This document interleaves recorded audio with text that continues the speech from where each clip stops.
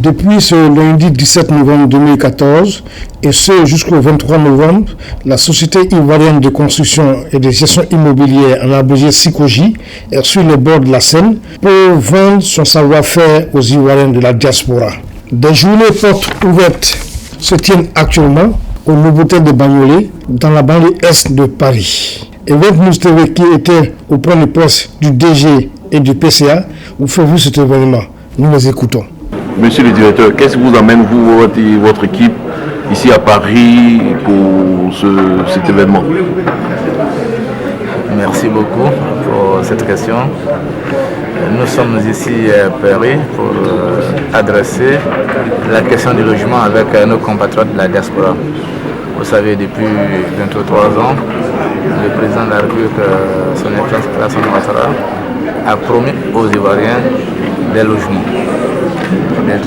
Des Ivoiriens de toutes catégories, y compris ceux qui sont au pays et ceux qui sont à l'étranger.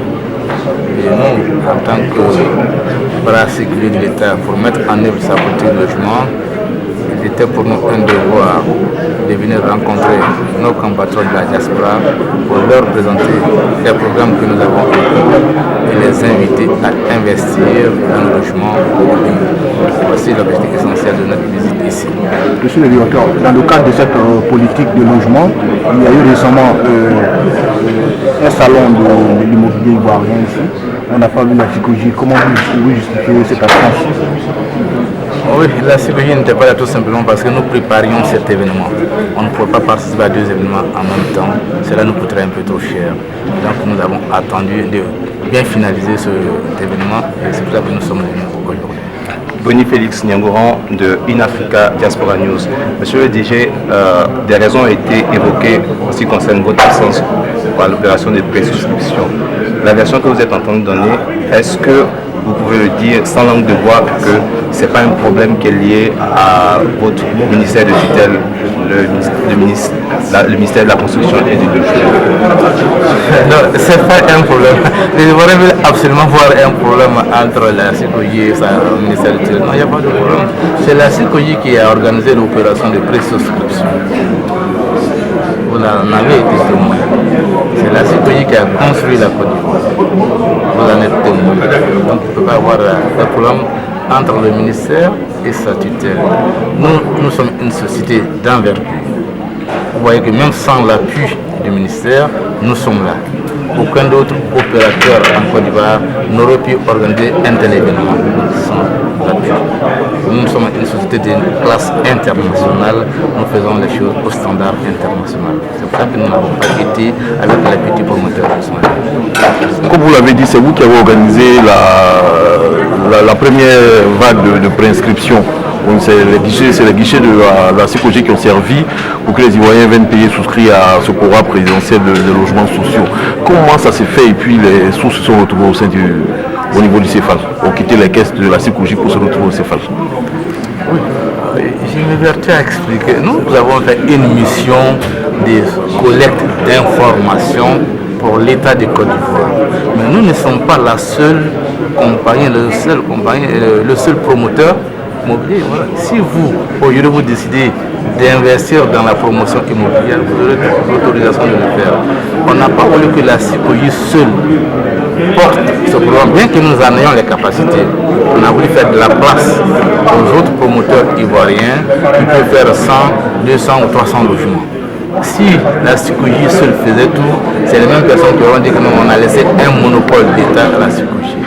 C'est ça qu'on a inversé. On a voulu que la SICOGI fasse le recensement, collecter les besoins et on a réparti la réalisation aux nombreux opérateurs immobiliers qui sont là. Monsieur le directeur, est-ce qu'il y a un problème au niveau du fonds? C'est qu'est-ce qui a été demandé pour tous les opérateurs en ce qui concerne l'opération des logements sociaux?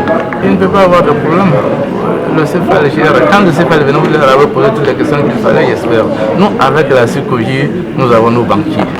Nos comptes séquestres sont logés sur nos banquiers. Quand vous allez finir avec nous, vous pourrez poser la question aux banquiers. Nous ne sommes pas venus vendre des pré-souscriptions. Nous sommes venus vendre des logements en cours de réalisation ou bien qui sont déjà réalisés. Ce n'est pas la même chose. C'est ceux qui sont dans la pré-souscription, on fait un séquestre pour qu'ils ne soient pas grillés. expliquer. Mais quand tu as le logement en face, le séquestre, c'est le physique que tu as en face. Ce n'est plus un compte bancaire. Vous faites la différence entre les deux? Monsieur le DG, en venant voir ici la diaspora ivoirienne qui représente près de 700 000 personnes, quelles sont vos attentes véritablement? Pour appuyer sa question à vous, entre votre expérience en matière de logement en Côte d'Ivoire, qu'est-ce que vous proposez concrètement, vous venez proposer concrètement aux Ivoiriens de la diaspora? Ok, merci beaucoup. Nous sommes venus ici pour aider nos compatriotes de la diaspora. Vous savez, nous avons un programme à Abidjan qui s'appelle Concorde 2. Ce programme, il y a au moins 30% qui avait été souscrit par nos compatriotes de la diaspora. Beaucoup avaient pu payer soit la moitié, soit le tiers, et puis ils n'y croyaient plus. Et nous avons réalisé ce programme pour leur dire qu'avec la psychologie, on arrive toujours à terme. Donc nous sommes venus renouveler le pacte de confiance entre les Ivoiriens, ceux d'Abidjan ou ceux de la diaspora, et la psychologie. Ça, c'est le premier objectif. Le deuxième, c'est de donner une fenêtre d'opportunité à nos compatriotes qui sont ici. Nous avons tous vécu ici avant d'être au pays, on connaît les difficultés.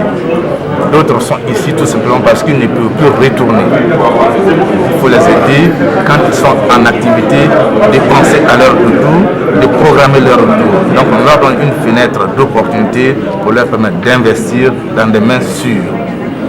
Ou de vous envoyer de l'argent au pays, on vous envoie des photos. Le jour où vous êtes débrouillé pour trouver un billet d'avion, vous allez pour constater, vous revenez avec des pleurs. Donc c'est sauf ces pleurs qu'on veut effacer pour que quand vous vous confiez à la psychologie, vous soyez certain que vous allez arriver à terme. Parce qu'il a deux messages. C'est vous donner à vous qui êtes ici une opportunité, une fenêtre pour investir. C'est important pour vous et pour le pays. Parce que je l'ai dit hier au Gala, le pays est en reconstruction. Tous les pays de nos régions qui sont en reconstruction comptent sur les diasporas. Le Mali est construit par sa diaspora. Le Sénégal est construit par sa diaspora. Le Maroc est construit par sa diaspora.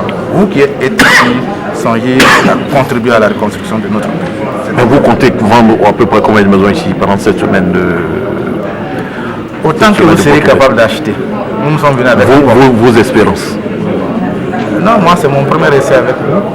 C'est quand on va partir d'ici, maintenant que je vais pouvoir avoir des statistiques.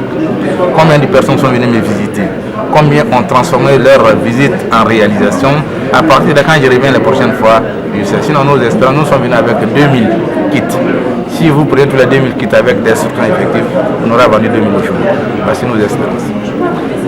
Monsieur le PCA, la question est de savoir aujourd'hui, vous en tant que président du conseil d'administration de la psychologie, quelle est la politique que vous avez mise en place pour pouvoir accompagner le gouvernement dans cette politique de logement et ivoirien?